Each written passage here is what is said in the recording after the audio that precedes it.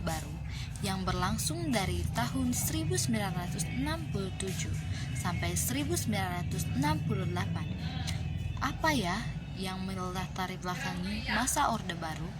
Mengapa peralihan kepemimpinan dari Presiden Soekarno ke Presiden Soeharto tidak melalui pemilu, dan peristiwa apa saja yang menyebabkan lahirnya Orde Baru? Ada peristiwa G30 SPKI, Tritura, Super Semar, dan dualisme kepemimpinan nasional. Semuanya akan kita bahas satu persatu dalam video ini. Simak terus ya. Lahirnya pemerintahan Orde Baru ini tidak terlepas dari berbagai krisis politik, ekonomi, dan sosial yang dialami Indonesia pada masa demokrasi terpimpin.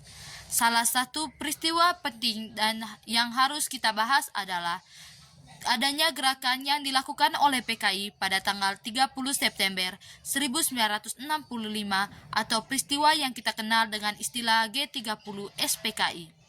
Peristiwa G30 SPKI dilatar belakangi oleh beberapa hal, di antaranya ketidakstabilan politik pada masa demokrasi terpimpin, di mana kebijakan-kebijakan politik Presiden Soekarno telah membawa Indonesia lebih dekat dengan blok timur, yaitu politik luar negeri poros Jakarta, Peking, Pyongyang. Dicetuskannya konsep NASKOM atau Nasionalis Agama Komunis oleh Presiden Soekarno yang membuat kedudukan PKI semakin kuat, serta adanya konflik antara pemerintah dengan TNI Angkatan Darat yang menentang keberadaan PKI dalam peristiwa berdarah. 7 tokoh penting dari TNI Angkatan Darat yang dibunuh oleh PKI dan dimasukkan ke dalam satu lubang sumur di daerah Lubang Buaya, Jakarta. 7 tokoh tersebut adalah Letjen Ahmad Yani, Maijen R. Suprapto, Maijen Harjono, Brigjen Sutojo, Brigjen DI Pajaitan, Maijen S. Parman, dan Letu PA Tandean. Mereka kita sebut sebagai pahlawan revolusi yang diabadikan pada Monumen Revolusi yang terletak di Lubang Buaya, Jakarta. Pasca tragedi G30 SPKI, kondisi politik di Indonesia sangat tidak stabil. Kepercayaan masyarakat terhadap pemerintahan Presiden Soekarno semakin menurun. Selain mengalami krisis politik, sebelum lahir Orde Baru, Indonesia juga mengalami krisis ekonomi dan sosial, di mana keadaan perekonomian Indonesia saat itu mencapai tingkat inflasi hingga 600%. Harga-harga barang dan kebutuhan pokok melonjak tinggi hingga tidak mampu dibeli oleh masyarakat. Selain harganya yang melonjak, ketersediaan bahan pokok juga semakin langka. Kelaparan dan kemiskinan pun terjadi di berbagai daerah. Ironisnya, pemerintah justru menggarap proyek mercusuar dengan membangun bangunan megah seperti Tugu Monas, Stadion Gelora Bung Karno, Gedung Sarina, Hotel Indonesia, dan patung selamat datang di Bundaran HI, dan bangunan megah lainnya. Semua kondisi yang sudah disebutkan ini membuat masyarakat marah terhadap pemerintahan Presiden Soekarno. Atas kemarahan itu, muncul aksi-aksi dari masyarakat, terutama untuk menuntut penyelesaian yang seadil-adilnya terhadap pelaku G30 SPKI. Aksi-aksi tersebut dipelopori oleh Kesatuan Aksi Mahasiswa atau yang disingkat KAMI, pemuda, pelajar, sarjana, buruh, wanita, dan guru, yang kemudian bersatu membentuk Front Pancasila pada tanggal 26 Oktober 1965. Setelah lahirnya Front Pancasila, aksi-aksi demonstrasi menuntut pembubaran PKI semakin gencar dan meluas, sampai akhirnya pada tanggal 12 Januari 1966, Kesatuan Aksi yang tergabung dalam Front Pancasila ini mendatangi DPR GR dan mengajukan Tritura atau Tri Tuntutan Rakyat. Tritura berisi bubarkan PKI, bersihkan kabinet dari unsur-unsur G30 SPKI, dan turunkan harga. Tuntutan rakyat ini tidak dipenuhi oleh Presiden Soekarno, dan sebagai gantinya, Presiden Soekarno melakukan perubahan kabinet dari Kabinet Dwi Kora menjadi Kabinet 100 Menteri. Namun, Di dalam kabinet baru ini masih ada tokoh-tokoh yang terlibat dalam peristiwa G30 SPKI.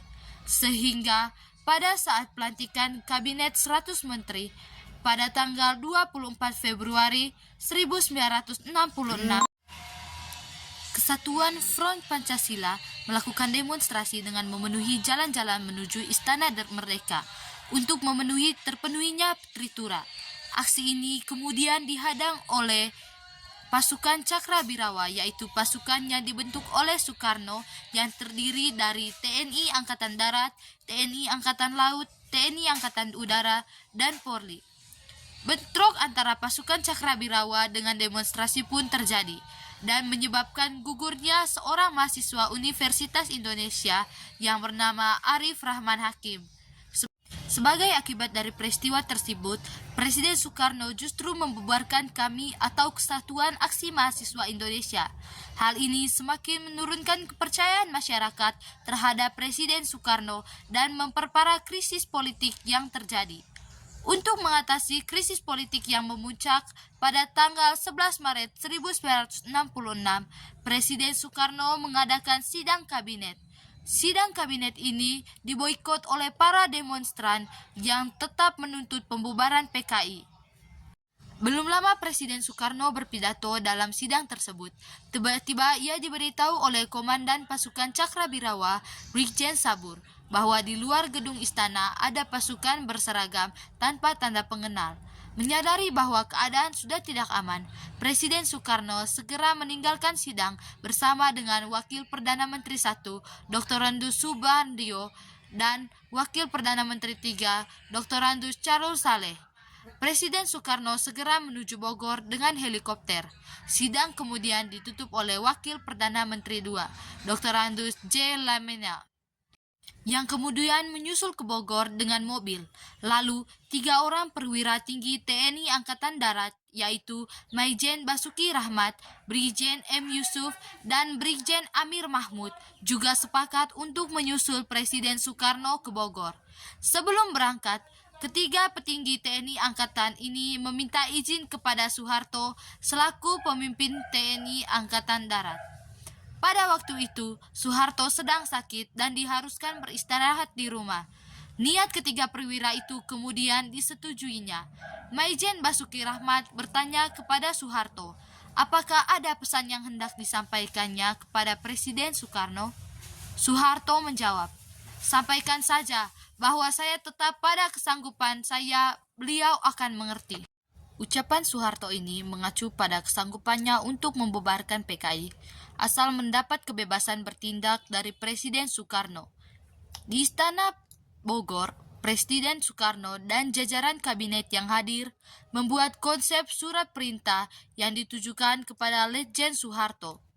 Surat perintah ini kita kenal dengan istilah Super Semar, yaitu Surat Perintah 11 Maret.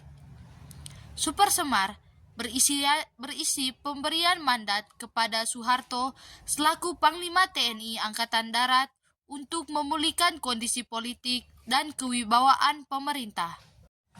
Keluarnya Super Semar ini dianggap sebagai tonggak lahirnya masa Orde Baru. Setelah menerima mandat Super Semar, tindakan pertama yang dilakukan oleh Soeharto keesokan harinya adalah membubarkan dan melarang PKI serta organisasi massa yang bernaung, berlindung, ataupun seasas dengan PKI di seluruh Indonesia. Terhitung sejak tanggal 12 Maret 1966, pembubaran ini mendapat dukungan dari rakyat karena salah satu Tritura telah terpenuhi. Tindakan berikutnya berdasarkan mandat Super Semar adalah dikeluarkannya keputusan Presiden nomor 5 tanggal 18 Maret 1966 tentang penahanan 5 orang menteri yang diduga terkait dan menunjukkan itikat tidak baik terhadap penyelesaian masa pemberontakan G30 SPKI. Sejak membubarkan kami dan tidak memenuhi tuntutan rakyat untuk membubarkan PKI, pamor Presiden Soekarno kian merosot. Soekarno dianggap sebagai pemimpin yang tidak aspiratif terhadap tuntutan rakyat. Sebaliknya, sejak menerima mandat Super Semar, nama Letjen Soeharto semakin populer. Kondisi ini berakibat pada dualisme kepemimpinan nasional. Pada tanggal 22 Juni 1966, Presiden Soekarno menyampaikan pidato berjudul Nawaksara. Pidato ini disampaikan sebagai pertanggungjawaban atas sikapnya dalam menghadapi G30 SPKI. Namun, isi pidato Nawaksara ini ditolak oleh MPRS. Sementara itu, pada awal Juli 1966, Super Semar dijadikan sebagai ketetapan MPRS. Dengan demikian, Presiden Soekarno tidak dapat mencabut Super Semar dan secara hukum Soeharto mempunyai kedudukan yang sama dengan Soekarno, yaitu sebagai mandataris MPRS. Soeharto diberi mandat oleh MPRS untuk membentuk sebuah kabinet baru bernama Kabinet Ampera, yang kemudian diresmikan pada tanggal 28 Juli 1966. Tugas utama Kabinet Ampera adalah untuk menciptakan stabilitas politik dan ekonomi. Program yang dijalankan diantaranya untuk memperbaiki kehidupan rakyat di bidang sandang dan pangan. Muncul pendukung Soekarno dan pendukung Soeharto. Hal ini jelas membahayakan persatuan dan kesatuan bangsa. Situasi politik di Indonesia pun semakin memanas. Pada masa itu, para pemimpin ABRI berusaha membujuk Presiden Soekarno untuk menyerahkan kekuasaannya kepada Soeharto demi mencegah perpecahan rakyat dan menyelamatkan lembaga kepresidenan serta Presiden Soekarno sendiri. Kemudian, salah seorang sahabat Soekarno, Mr. Hardy, memohon agar Soekarno mengakhiri dualisme kepemimpinan ini. Ia menyatakan agar Soekarno menyatakan non-aktif di depan sidang MPRS dan menyetujui pembubaran PKI. Presiden Soekarno akhirnya menyetujui saran dari Mr. Hadi pada tanggal 22 Februari 1967. Presiden Soekarno secara resmi mengundurkan diri dari jabatannya dalam sidang MPRS. Pada tanggal 7 Maret 1967, dihasilkan ketetapan MPRS nomor 30 berisi penarikan mandat Soekarno atas segala kekuasaannya dalam pemerintahan di Indonesia. MPRS kemudian mengangkat Soeharto sebagai presiden. Pelantikan Presiden Soeharto dilakukan oleh Ketua MPRS Jenderal A.H. Nasution pada tanggal 12 Maret 1967. Pelantikan Presiden Soeharto ini menandai dimulainya periode Orde Baru di Indonesia.